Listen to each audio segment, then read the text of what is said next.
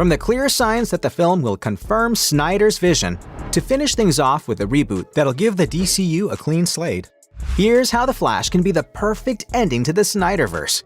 Now, there's a lot that suggests that the movie will reference Zack's works. Fans that were lucky enough to watch the screening confirmed an interesting starting scene.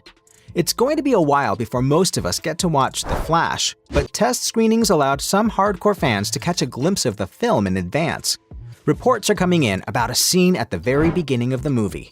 Bruce Wayne and Barry Allen are talking about some story elements that were only present in the Snyderverse. There was a lot of confusion about whether or not The Flash would even reference the DCEU. But if these rumors are anything to go by, The Flash will confirm things one way or the other right at the outset. What's more, Kiersey Clemons is coming back to play Iris West, aka Barry's fiancée. Now that she's only appeared in the DCEU once before, specifically in the Snyder Cut of the Justice League, the return of this character, also played by the same actress, strongly suggests that the Snyderverse is canon. And that means that The Flash will serve as a coda to the decade-long journey we've all been on. It's a journey that started off with Man of Steel, and quite fittingly, The Flash will pay tribute to the film that launched the entire DCEU. Because General Zod is coming back, and that can only mean one thing. The Flash is going to tie everything together by including the first villain that the DCEU has ever portrayed. Sure, Lex Luthor was technically in Man of Steel as well, but he was a minor character. The villain at the center of the action was Zod, and it's pretty telling that he's the one that the filmmakers decided to focus on. After all, Michael Shannon's performance as Zod was one of the best things about Man of Steel. Making him one of the stars of the show is a great way to send off the DCEU, setting the stage for a whole host of new stories that'll come later. Of course, there's one major difference that's kind of hard to ignore. Henry Cavill's not going to be returning as the Man of Steel. Supergirl, his cousin, will take over for Superman. You see, the whole story is based on Barry traveling back in time to save his mother. That wreaks havoc with the modern timeline, reshuffling the story arcs of certain characters. I totally get why some fans are upset about this, because it's hard to see The Flash as a true conclusion to the Snyderverse without Cavill. Even so, Supergirl's inclusion is actually more faithful to Snyder's vision than you might think, because it'll tie up a loose end that's been bugging fans for years. To be fair, it's not the sort of thing that most casual viewers will have noticed. It all has to do with a particular scene in Man of Steel that shows another pod crash landing on Earth. This pod is pretty similar to the one that Kal-El landed in, but it's clearly not the exact same one. All these years later, we still don't have an answer for who was in the pod, although it's strongly hinted that it was Kara Zor-El, which is Supergirl's Kryptonian name. So it's no coincidence that Supergirl is getting thrown into the mix. Her arrival on Earth was already a part of the DCEU.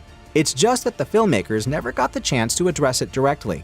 Also, Supergirl's going to be facing off with Zod. She has just as much of a history with the Kryptonian general as Superman does, so the whole coming full circle angle is still alive and well. Of course, there's another little wrinkle in the Supergirl storyline that makes The Flash seem even more like a Snyderverse curtain call. Sasha Calle is not necessarily going to be playing the character in Gunn's DCU. She's making her big screen debut in The Flash, and that's got to be a dream come true for her, especially given how big of a role she's gotten. Now, if she's already confirmed to be the official Supergirl of the DCU, I'd have a completely different view. That would make The Flash way more of a jumping off point for Gunn's vision rather than a send-off for the Snyderverse. However, Warner Brothers executives have been hesitant to say anything definitive.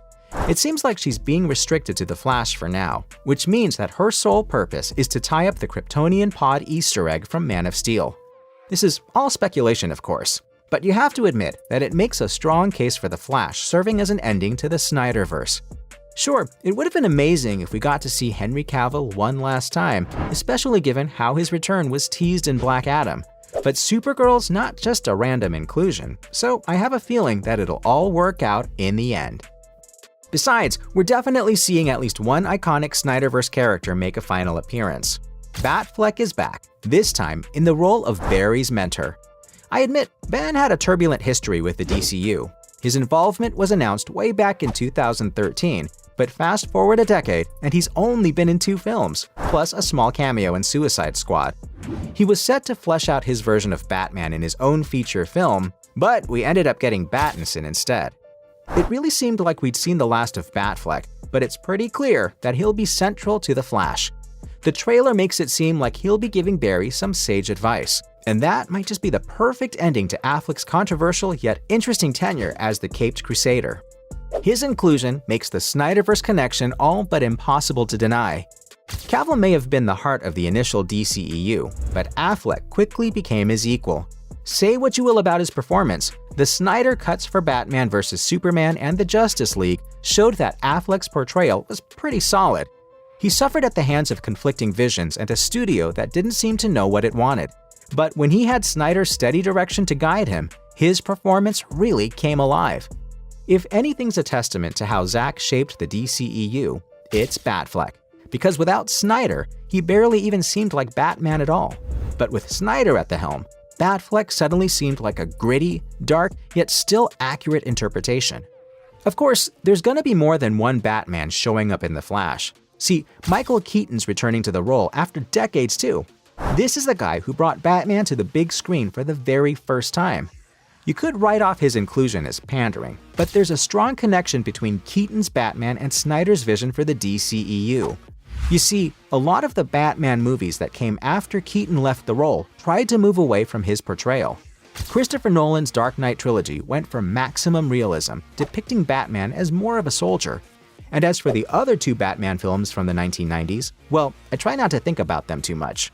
Snyder's DCEU films marked the first proper tribute to Keaton's Batman since perhaps the animated series. He was a big fan of the original film, and you can see it in the way he portrays Gotham City, as well as the creative choices he made when developing his own version of Batman. Bringing Keaton back to the role in The Flash is an obvious nod to Snyder's passion for his portrayal. Despite Keaton not being officially canon in the Snyderverse, the influence he's had is undeniable, and he'll help tie the film to its inspirations and legacy. What's more, Keaton's involvement in The Flash helps make it more than just a Snyderverse send-off.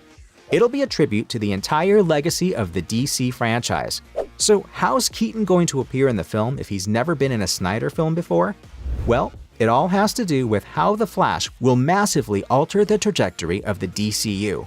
The Flashpoint storyline is going to reboot the DCU. This seems like old news now, but it's relevant to how The Flash will close out the Snyderverse once and for all. You see, the whole reason for Flashpoint's existence was to clean up the messy storylines of the past and provide a blank canvas for a more unified vision to take root. That's what happened in DC Comics, and that's exactly what's happening with the DCU as well. The Flash will give fans the chance to relive Snyder's vision and all the nostalgia it brings. Batfleck will serve as a symbol for everything the Snyderverse stands for. Zod will pay tribute to how the DCEU began, and Supergirl is a nod to Snyder's penchant for little Easter eggs that he planned to expand on in later films. It's all coming together quite nicely. And by the end of the film, I expect that we'll get a bittersweet moment of reflection, followed by a sudden, explosive reboot that'll start the universe off from scratch.